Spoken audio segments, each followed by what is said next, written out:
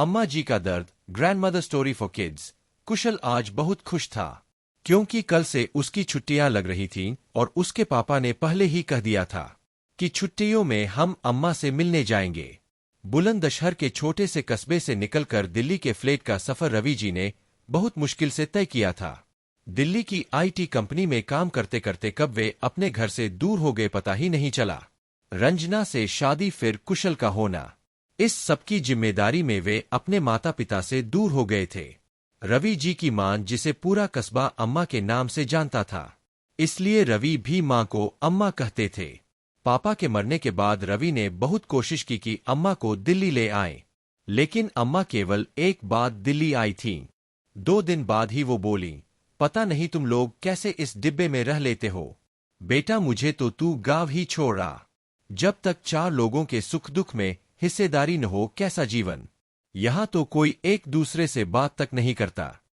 रवि ने बहुत समझाने की कोशिश की, अम्मा वहां तुम्हारी देखभाल कौन करेगा।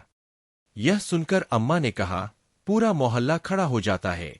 मेरी खांसी सुनकर मोहल्ले की सारी बहुएं अपनी सास से ज्यादा मेरा ध्यान रखती है। अम्मा वापस अपने घर आ गईं। इस बात से गुस्सा होकर रवि ने कई महीनों तक अम्मा को फोन भी नहीं किया। अम्मा फोन पर हाल चाल पूछती तो बस हाँ हूं करके बात टाल देते थे। आज कई महीनों बाद रवि, रंजना और कुशल को लेकर जा रहे थे अम्मा से मिलने। 2 दिन रुककर रंजना और कुशल को छोड़कर आने का प्लान था। कुशल सुबह जल्दी ही अपने आप उठ गया। रवि और रंजना यह देखकर हैरान थे कि स्कूल के लिए तो कभी उठता नहीं था, लेकिन अम्मा से मिलने के लिए सुबह ही उठकर तैयार हो गया। कुशल के कुछ खिलौने, कपड़े और जरूरी सामान रंजना ने पैक कर दिया था। रवि, रंजना और कुशल तीनों अपनी गाड़ी से घर पहुंच गए। अम्मा को सरप्राइज देना चाहते थे क्योंकि अम्मा भी ज्यादा बात नहीं करती थीं। रवि के व्यवहार से गुस्सा थीं। कार जैसे ही घर के पास पहुंची, कुशल झट से उतरकर भागा और घर में घुस गया। रंजना सामान निकाल रही थी और रवि ने गाड़ी पार्क कर रहे थे। कुशल अम्मा जी चिल्लाता हुआ घर में गया। अम्मा जी घर के बड़े से आंगन में बैठकर मसाला पीस रही थीं। कुशल को देखकर बोली, मेरा राजा बेटा, आज कैसे अम्मा की याद आ गई। रुक, अभी हाथ धोकर आती हूं। यह कहकर वे सिल से समेटने लगीं। फिर सिल बट्टे को धोने लगीं। तभी रवि और रंजना आंगन में आ चुके थे। रंजना ने अम्मा के पैर छुए। अम्मा ने बहू को गले से लगा लिया। रवि भी आगे बढ़े अम्मा के पैर छूने तो वो बोली, जा, मैं तेरे से नहीं बोलती, बड़ी नाक ऊंची करके घूम रहा है। रवि ने कान पकड़ते हुए कहा, छोड़ो अम्मा, अब माफ भी कर दो। कितना मन था तुम्हारे साथ रहने का। अम्मा ने कहा, अरे उसे डिब्बे में तो मैं घुट के मर जाती। यह देखकर कुशल बोला, अम्मा जी पापा को मुर्गा बनाओ, हमारे स्कूल में पनिशमेंट में मुर्गा बनाते हैं। यह सुनकर सभी हंसने लगे। रवि बोले, रुक, अभी तुझे मुर्गा बनाता हूं। यह सुनकर अम्मा ने कुशल को गोद में उठा लिया। खबरदार जो मेरे पोते को कुछ कहा। रंजना रसोई में सबके लिए चाय बनाने चली गई। अम्मा जी कुशल के साथ बातें करने लगीं। रवि आंगन में पड़ी चारपाई पर लेट गए। इसी तरह मिलते जुलते 2 दिन कब बीत गए। रवि वापस दिल्ली आ गए। 8 दिन के लिए रंजना और कुशल को अम्मा जी के पास छोड़ दिया। अम्मा जी शाम को कुशल को लेकर निकल जाती। पूरे मोहल्ले में हर छोटा बड़ा उन्हें झुककर प्रणाम करता, बहुएं पैर छूती। अम्मा जी पूरे मोहल्ले का हाल चाल पूछती। यही रोज का काम होता था। घर पर भी सुबह से शाम तक कोई न कोई अपनी परेशानी लेकर अम्मा जी के पास आता रहता था। अम्मा जी हर किसी की बातें सुनकर उसे सुझाव देती थीं। किसी किसी को डांट भी देती थीं, लेकिन कोई उनकी बात का बुरा नहीं मानता था। हंसकर सब उनकी डांट खा लेते थे, जानते थे उनकी डांट में कितना प्यार छुपा हुआ है। एक दिन कुशल ने अम्मा जी से पूछा, अम्मा यहाँ कितने मेहमान आते हैं। हमारे दिल्ली में तो कोई नहीं आता। अम्मा जी बोली, तेरा बाप तो पैसे के पीछे भाग रहा है। यहाँ सब कम कमाते हैं, उसमें खुश रहते हैं, एक दूसरे के सुख दुख में खड़े रहते हैं।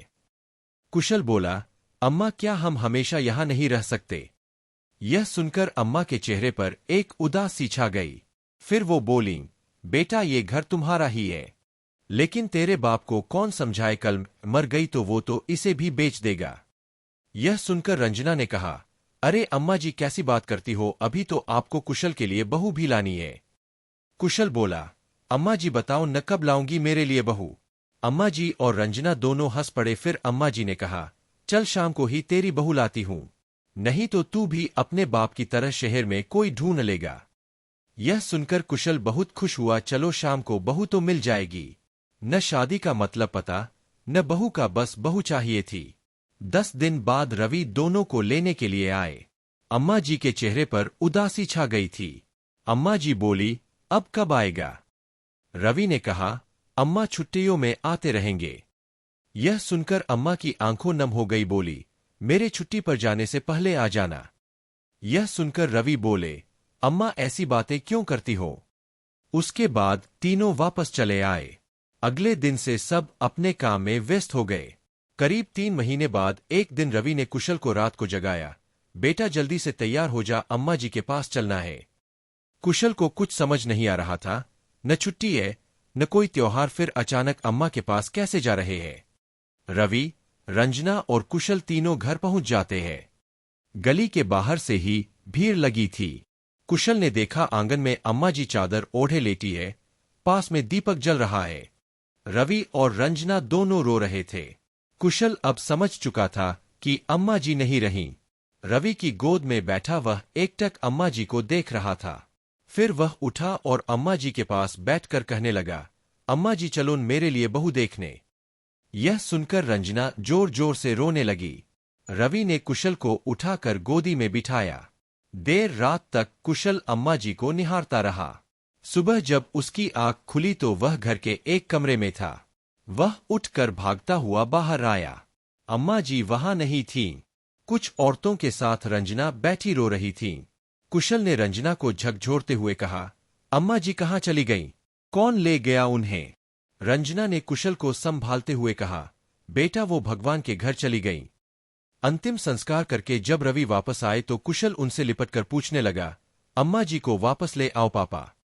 रवि ने कुशल को गोद में लेकर बहुत प्यार से समझाया कि अम्मा जी भगवान के पास चली गई है। 13वीं के बाद जब शहर जाने के लिए सब गाड़ी में बैठ गए, रवि ने घर को ताला लगा दिया। गाड़ी में बैठते ही कुशल ने कहा, पापा अम्मा जी कह रही थी मेरे मरने के बाद तुम ये मकान बेच दोगे, क्या ये सच है? रवि ने कुशल को गले से लगा लिया। नहीं बेटा, हम ये मकान कभी नहीं बेचेंगे, बल्कि वहां से सब बेचकर यहां आ जाएंगे। काश मैं अम्मा का कहना मानकर उनके साथ रहता तो अंतिम समय में अम्मा के पास होता।